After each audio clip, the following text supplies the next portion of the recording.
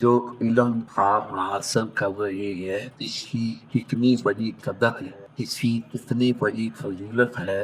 ایک بندہ ڈاکٹر بن جائے، انجینئر بن جائے، ایم بی اے بن جائے، ایم این اے بن جائے، ایک بندہ سی ایچ سی افسر بن جائے، قیامت کے روز اس کے ماں باپ کے سر پر تاج نہیں رکھا جائے۔ کیا رکھا جائے؟ کسی بولے فرین بچہ حافظ قرآن بن جائے، عالم دین بن جائے، قیامت کے روز اس کے والدین کے سر پہ تاج رکھا جائے گا۔ اور تاج بھی کیسا؟ جس کے اندر ایسے نگینے جڑے ہوں گے جس کی روشنی کے آگے سورج اور چاند کی روشنی ماند پڑتی جا رہی ہوگی، اور اہل معاشر دیکھ کر گمان کریں گے شاید یہ کسی امت کا نبی آ رہا ہے۔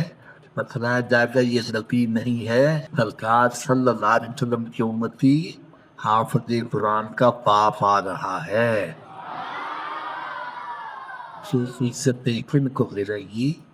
جو اہل علم، جو دین کا علم حاصل کرنے والے ہیں، اور اصل عزت تو وہی ہے جو قیامت کے روز کی فکر ہو جائے۔ علامہ اقبال بڑی پیارا ایک شعر لکھتا ہے، کہتا ہے کہ من کی دولت ہاتھ آتی ہے تو پھر جاتی نہیں، اور تن کی دولت چھاؤں ہے، آتا ہے ہر جاتا ہے دھن۔ اس کا کیا مطلب ہے؟ یہ دنیا کی دولت جو ہے نا، یہ ایک سایہ ہے۔ آج ان کے سر پر سایہ ہے، کل کو ان کے سر پر سایہ، پرسوں ان کے سر پر سایہ۔ میں نے اپنی زندگی میں حضرت صاحب ایسے افراد دیکھے۔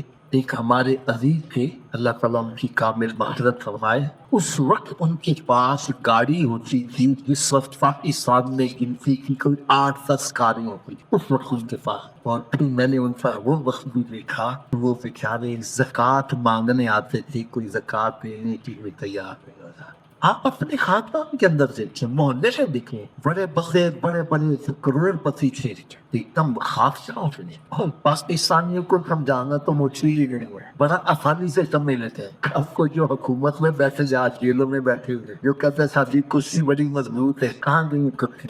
صحیح بات ہے کہ نہیں؟ یہ ہے ٹائم کی بیلنس۔ آج ان کے ساتھ پر چھایا ہے، کل کو ان کے ساتھ پر پسند کے ساتھ، اور ماں کی دولت ہاتھ آتی ہے تو بے جاتی نہیں۔ ارے دادا صاحب کو ولایت مل گئی، پہلے بھی شاید آج بھی ان کی ولایت باقی ہے۔